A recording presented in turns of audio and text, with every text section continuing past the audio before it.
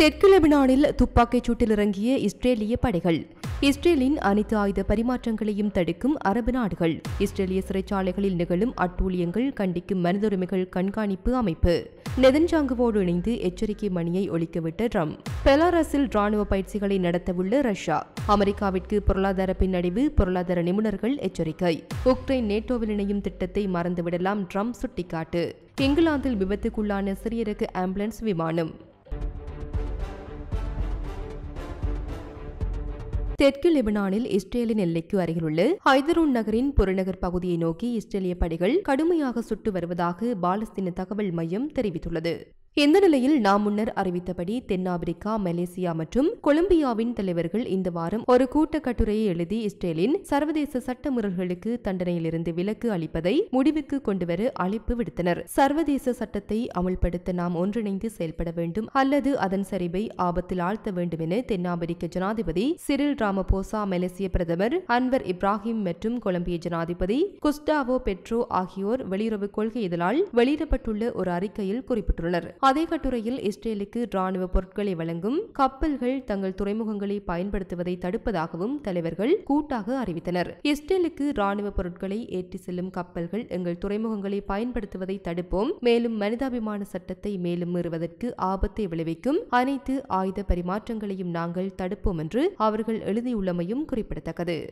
இந்த நிலையில் இஸ்ரேலால் விடுவிக்கப்பட்டு பாலஸ்தீன கைதிகளின் மோசமான உடல் நலம் அவர்களை பயமுறுத்தவும் துன்புறுத்தவும் அது தொடர்ந்து சித்திரவதைகளை பயன்படுத்துவதை விளக்குகிறது என்று ஜூரோமெட் மனித உரிமைகள் கண்காணிப்பு அமைப்பு கூறியுள்ளது. சுவிட்சர்லாந்தை தளமாக கொண்ட குழுவின் அறிக்கையில் இஸ்ரேலிய சிறைகளில் இருந்து இதுபோன்ற வெளிப்படையான ஆரோக்கியமற்ற நபர்களை மீண்டும் மீண்டும் விடுவிப்பது, அவர்கள் அனுபவிக்கும் கொடூரமான சித்திரவதை மற்றும் வேண்டுமென்றே மருத்துவ புறக்கணிப்பு பயங்கரமான நிலைகளுக்கு அதிகரித்திருப்பதை காட்டுகின்றது. இந்த சிறைச்சாலைகளில் நிகழும் அட்டூழியங்கள் உலகளவில் மனித உரிமை அமைப்புகளால் பதிவு செய்யப்பட்ட மிக மோசமான மீறல்களில் ஒன்றாகும் என அந்த அமைப்பு வலியுறுத்தியுள்ளது. விடுவிக்கப்பட்ட சில கைதிகள் தெற்கு காசாவில் உள்ள ஐரோப்பிய காசா மருத்துவமனைக்கு மாற்றப்பட்ட பின்னர் இஸ்ரேலின் மீறல்கள் தெளிவாக தெரிந்ததாக குறிப்பிட்டுள்ளது. மேலும் அவர்களின் டஜன் கணக்கானவர்களுக்கு அவசர மருத்துவ சிகிச்சை தேவைப்பட்டது, ஏனெனில் அவர்களின் உடல்கள் சித்திரவதை மற்றும் மனிதாபிமானமற்ற சிகிச்சையின் அறிகுறிகளை காட்டின. இதில் தேவையான மருத்துவ பராமரிப்பு மற்றும் சிகிச்சை மறுக்கப்பட்டது என தெரிவித்துள்ளது.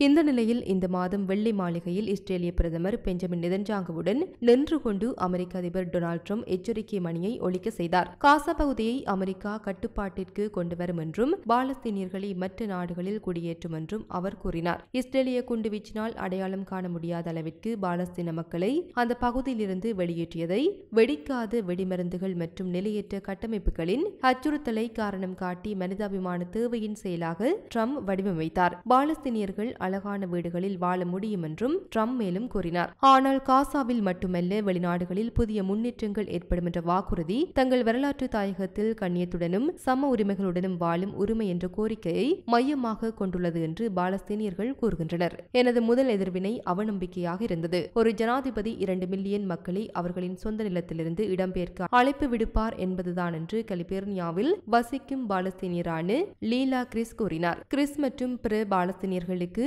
வெளியேற்றத்திற்கான அழைப்பு வெளியேற்றம் மற்றும் நாடு கடத்தலின் தேவையான நினைவுகளை தூண்டுகிறது என்று தெரிவிக்கப்பட்டுள்ளது.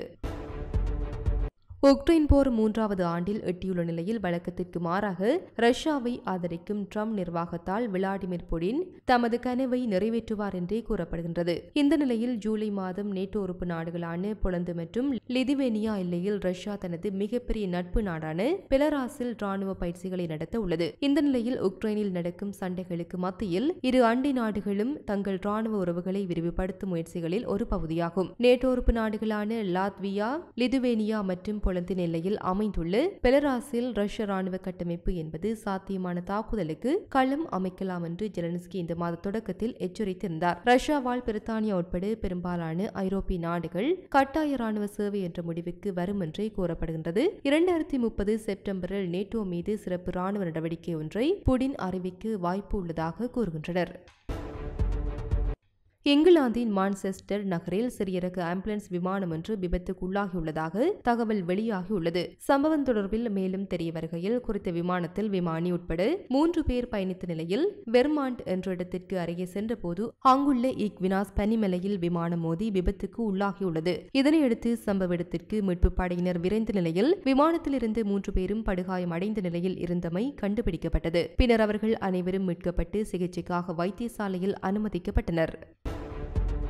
அமெரிக்க ஜனாதிபதி டொனால்ட் ட்ரம்ப் கனடா மற்றும் மெக்சிகோ மீது 25% வரி விதிக்க திட்டமிட்டுள்ளதாக அறிவித்துள்ளார். இந்த வரிகளை பல நாடுகள் எதிர்த்துள்ள நிலையில் இது அமெரிக்காவுக்கே பொருளாதார பின்னடைவை ஏற்படுத்தும் என்று பொருளாதார நிபுணர்கள் எச்சரிக்கின்றனர். மேலும் தெரிய வருகையில் சீனாவில் இருந்து வரும் இறக்குமதி பொருட்களுக்கு 10% விதிக்கப்படும் வரியை இரட்டிப்பு செய்யப் போவதாக ட்ரம்ப் குறிப்பிட்டுள்ளார். இந்த நிலையில் ட்ரூத் சோசியல் சமூக வலைதளத்தில் பதிவிட்டுள்ள ட்ரம்ப் அமெரிக்காவிற்குள் பென்டானில் போன்ற மயக்க மருந்துகள் அதிக அளவில் கடத்தப்படுவதாகவும் இதை தடுக்கவே இந்த வரிகளை அமுல்படுத்துவதாகவும் தெரிவித்துள்ளார். இந்த கொடூர நிலைமை அமெரிக்காவை தொடர்ந்து பாதிக்க அனுமதிக்க முடியாது. எனவே இதை முழுமையாக நிறுத்தும் வரை அல்லது கணிசமாக கட்டுப்படுத்தும் வரை வரி விதிக்கப்படும் என்று ட்ரம்ப் தெரிவித்துள்ளார். மேலும் எதிர்வரும் மார்ச் 4 முதல் அமலுக்கு வரும் வகையில் வரி விதிப்பு நடைமுறைக்கு கொண்டு வரப்பட்டுள்ளது. இந்த வரி விதிப்பு அறிவிப்பு ஏற்கனவே உலக பொருளாதாரத்தை பெரும் குழப்பத்தில் ஆழ்த்தியுள்ளது. இந்த வரி விதிப்பினால் பணவீக்கம் அதிகரிக்கும் எனவும் ஆட்டோமொபைல் துறை பெரும் பாதிப்பு அடையும் எனவும் தெரிவிக்கப்பட்டுள்ளது. இந்த நிலையில் கனடா மெக்சிகோவுக்கு எதிராக 25% வரி, ஆனால் கனடிய எண்ணெய் மற்றும் மின்சாரத்திற்கு 10% மட்டுமே வரி விதிக்க திட்டமிட்டுள்ளது. இந்த வரிகளை பல நாடுகள் எதிர்த்துள்ள நிலையில் இது அமெரிக்காவுக்கே பொருளாதார பின்னடைவை ஏற்படுத்தும் என்று பொருளாதார நிபுணர்கள் எச்சரிக்கின்றமையும் குறிப்பிடத்தக்கது. உக்ரைன் நேட்டோவில் இணைவது தொடர்பான பிரச்சனையை இரு நாடுகள் போரில் மோதும் சூழலுக்கு காரணமாக உள்ளது என்று ட்ரம்ப் தெரிவித்துள்ளார். மேலும் போர் நிறுத்த பேச்சுவார்த்தை நடைபெற்று வருகின்ற நிலையில் உக்ரைனுக்கு அமெரிக்க அதிபர் ட்ரம்ப் அதிர்ச்சி தகவல் தெரிவித்துள்ளார். இந்த நிலையில் உக்ரைன் நேட்டோவில் இணையும் திட்டத்தை மறந்துவிடலாம் என்று அமெரிக்க அதிபர் டொனால்ட் ட்ரம்ப் தெரிவித்துள்ளார். 2வது முறையாக அமெரிக்க அதிபராக பதவியேற்றுள்ள டொனால்ட் ட்ரம்ப் முதல் அமைச்சரவை கூட்டத்தில் கலந்து கொள்வதற்கு முன் செய்தியாளர்களை சந்தித்தார். இந்த நிலையில் போர் நிறுத்த பேச்சுவார்த்தையின் போது உக்ரைனுக்கு முடிந்தவரை அதிக இடங்கள் கிடைப்பதற்கு அமெரிக்கா கடினமாக முயற்சிக்கும் என குறிப்பிட்டுள்ளார். மேலும் தெரிய வருகையில் ரஷ்யா இழந்த பகுதிகளை மீட்பது குறித்து கேள்விக்கு பதிலளித்த ட்ரம்ப், நீங்கள் முயற்சித்து அதனை திரும்ப பெற்றுக் கொள்வீர்கள், சரிதானே? நம்மால் முடிந்த நல்லதை செய்ய போகின்றோம். எங்களால் முடிந்தவரை சிறப்பான ஒப்பந்தம் எட்டப்படுவதை உறுதி செய்வோம். ஆனால் உக்ரைனை பொறுத்தவரை நாங்கள் அவர்களுக்கு முடிந்த அளவிற்கு அதிக இடங்களை மீண்டும் கிடைக்க செய்ய முயற்சிப்போம். நாங்கள் முடிந்தவரை அதிக இடங்களை திரும்ப பெற முயற்சிக்கின்றோம் என தெரிவித்துள்ளார். அமெரிக்காவின் நியூ மெக்சிகோவில் 2 ஆஸ்கார் விருதுகளை வென்ற நடிகர் ஜூன் ஹெக்மென் மற்றும் அவரது மனைவி பெட்சி எரகவாவுடன் வீட்டிலிருந்து கிடந்ததாக போலீசார் தெரிவித்தனர். சம்பவம் தொடர்பில் மேலும் தெரிய வருகையில் நேற்று முன்தினம் 95 வயதுடைய அமெரிக்க நடிகர் ஜூன் ஹெக்மேனும் 63 வயதான மனைவி பெட்சி எரகாவாவுடன் உயிரிழந்துள்ளனர். இந்த நிலையில் சாண்டோபே கவுண்டி ஷெரிப் அலுவலகம் இறப்புகளை உறுதிப்படுத்தியது. இந்த நிலையில் இதில் எந்த தவறும் நடந்திருக்க வாய்ப்பில்லை என்றும் தம்பதியரின் நாயும் இறந்து கிடந்ததாகவும் அவர்கள் தெரிவித்தனர். சோதனை நடத்த வேண்டும் என்ற கோரிக்கையை தொடர்ந்து உள்ளூர் நேரப்படி அதிகாலை 1:45 மணிக்கு தம்பதியினரை கண்டுபிடித்ததாக அதிகாரிகள் தெரிவித்தனர். 2026-2020 உலகக்கிண்ண ஆயத்த நிகழ்வாக கருதப்படும் ஆசிய கிண்ண கிரிக்கெட் போட்டிகள் இந்த ஆண்டு செப்டம்பரில் நடத்தப்பட உள்ளன. இந்த நிலையில் தற்போது நடைபெறும் சாம்பியன்ஸ் கிண்ண போட்டிகளுக்காக பாகிஸ்தானுக்கு செல்வதை இந்தியா தவிர்த்து கொண்டது. குறிப்பாக இந்த போட்டிகள் ஐக்கிய அரபு ராச்சியம் அல்லது இலங்கையில் நடத்தப்படும் என்று ஆசிய கிரிக்கெட் சபை தரப்பு தெரிவித்துள்ளது. மேலும் இந்த போட்டிகளை நடத்தும் உரிமையை இந்தியா கொண்டிருக்கின்ற போதும் அதனை இந்தியாவில் நடத்த முடியாத நிலை ஏற்பட்டுள்ளது. மாற்றாக நடுநிலையான நாடு ஒன்றில் நடத்தப்படும் என்று எதிர்பார்க்க. எனவே ஆசிய கிண்ண போட்டிகள் இந்தியாவில் நடத்தப்பட்டால் அதில் பங்கேற்க பாகிஸ்தான் இந்தியாவிற்கு செல்லாது என்பதை மையப்படுத்தியே போட்டிகள் இந்தியாவில் நடத்தப்பட வாய்ப்பில்லை என குறிப்பிடப்பட்டுள்ளது. இது போன்ற பல செய்திகளை தெரிந்து கொள்ள நம்முடைய சமூக மீடியா யூடியூப் சேனலை சப்ஸ்கிரைப் செய்து அருகில் உள்ள பெல் பட்டனை கிளிக் செய்யுங்கள். மேலும் செய்திகளை உடனுக்குடன் தெரிந்து கொள்ள சமூகமீடியா.com என்ற இணையதளத்தின் வாயிலாக எங்களுடன் இணைந்திருங்கள்.